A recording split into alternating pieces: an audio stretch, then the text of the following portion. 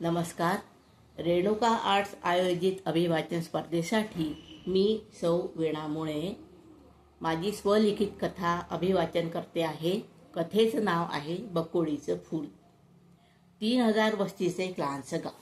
दापोरी त्याचं नाव. दिवसातून एकच एसटी गावातून निघे सकाळी 10 वाजता. ती एसटी जर चुकली तर शाळेला सुट्टी घ्यावी लागे. छकडा, रेंगी, कोणाची बैलबंडी ती पण मिळणं कठीणच असे. तर एकूण काय, त्या दिवशी शाळेला सुट्टी. बबन आणि सुशीला रोजच या एसटीने शाळेला जात. बबनच्या शाळेचा रस्ता सुशिलेच्या घरावरूनच होता. बबन चहाच्या टपरीवर सायकल ठेवी आणि बसची वाट पाहत उभा राही. सुशीला ही टपरीच्या आडोशाला जाऊन बसची वाट पाहत उभी राहत असे. हळूहळू सुशीला व बबनची मैत्री वाढीस लागली. बबन 8व्या वर्गात, सुशीला 7व्या वर्गात. तसं पाहिलं तर दोघांचं अल्लड वय. एक दिवस बोलता बोलता बबनने सुशीलाला सांगितलं की मी तुझ्या दारावरून जात असताना सायकलची घंटी वाजवीन, तू घरातून निघ आणि आपण दोघं मिळून चहाच्या टपरीवर येऊन बसची वाट पाहत उभं राहू. घंटी ऐकताच लगबगीने सुशीला चौफुलीवर जाऊन उभी राहिली. इकडे तिकडे कानोसा घेतला आणि हळूच बबनच्या सायकलवर बसली. गावात कळायला नको ना. एक दिवस खूप पाऊस कोसळत होता. एसटी आलीच नाही. वाट पाहत पाहत दोघं एकाच छत्रीत बराच वेळ उभे राहिले. सुशिलेला समोरच बकुळीच्या फुलांचं मोठं झाड दिसलं. लदबद फुलं लागलेली होती. बबन, मला ना त्या बकुळीच्या झाडाची फुलं खूप आवडतात. तुला माहिती आहे का, बकुळीची सुकलेली फुलं देखील खूप सुगंध देतात.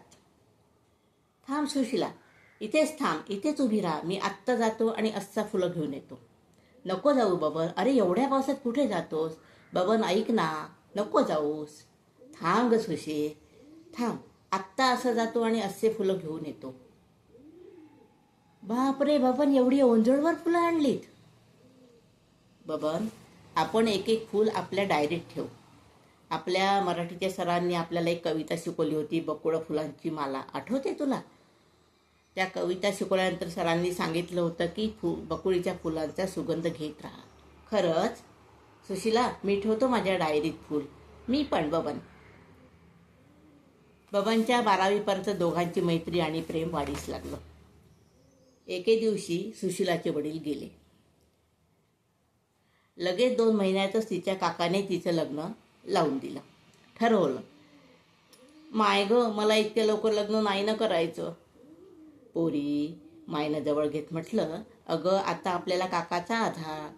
काका म्हणतील तसं वागायचं. अगं पण माय, माझ्यापेक्षा 19 वर्षांनी मोठा नवरा मुलगा, कसं लग्न करणार? अगं काकाशिवाय दुसरं कोणी आहे का आपल्याला? काका करतील ते चांगलंच करतील. सुशिलेची शाळा संपली. बबन रोज वाट पाहत राही. 12वी नंतर बबनने शारीरिक शिक्षणाचा 1 वर्षाचा कोर्स केला आणि नंतर जवळच्या गावी स्पोर्ट्स टीचर म्हणून नोकरीला लागला. नोकरीत रमला. एक दिवस बबनला कळलं की सुशिलेचे लग्न झालं बाबाराव जामखेडे नावाच्या एका थोराड व्यक्तीबरोबर. आणि म्हणे 8 महिन्यानंतर जंगलामध्ये इंधन आणण्याकरता तो गेला असता वाघाच्या हल्ल्यात सापडला आणि गेला. बिचारी सुशिला. तेव्हा म्हणे सुशिलेच्या पोटात 8 महिन्याचा गर्भ होता. बबनला तेव्हा शाळेचे दिवस आठवले. पण स्पोर्ट्सच्या धामधुमीमध्ये बबनने पुन्हा शाळेकडे लक्ष दिलं. शाळेची मुलं घेऊन बबन जवळच अंजनगावला स्पर्धेसाठी गेला. उंच उडी, लांब उडी, धावणे, नेमबाजी. बबनने मुलांकडून चांगला सराव करून घेतला होता. परतवाड्यातील मुलींच्या शाळेचा पण सहभाग होता. स्पर्धा संपल्या. निकाल जाहीर झाला. बबनच्या शाळेला उंच उडीत बक्षीस मिळालं आणि परतवाड्याच्या शाळेतील एका मुलीला धावण्याच्या शर्यतीत बक्षीस मिळालं. हेड सरांनी निकाल जाहीर केला. कुमारी मीरा जामखेडे या मुलीचं टाळ्या वाजवून स्वागत करूया. हिला धावण्याच्या शर्यतीत नंबर मिळालेला आहे. मीरासोबत आलेल्या शिक्षिकेने बबन सरांना मीराची कौटुंबिक माहिती सांगितली. जामखेडे? बबन सर विचार करू लागले. हे तर सुशिलेचं आडनाव. मीरा, तुझ्या आईचं नाव काय ग? आणि तुझ्या आईचं माहेर? माझ्या आईचं नाव सुशिला. सुशिला? हो गुरुजी, माझ्या आईचं नाव सुशिला आणि आईचं माहेर दापोरी. गुरुजी, मला वडील नाहीत, मी आणि आई दोघंच राहतो. बबनची खात्री पटली. हीच ती माझी सुशिला. अल्लड वयात मी तिच्याबरोबर प्रेम केलं, पण प्रेम कधी व्यक्त केलं नाही. ती बकुळीची फुलं, एका छत्रीत उभं राहणं, ओंजळभर फुलं, कविता, सगळं सगळं बबनला आठवू लागलं. त्या विचारात तो मग्न झाला. गुरुजी, काय विचार करताय? गुरुजी, काय विचार करताय? काही नाही.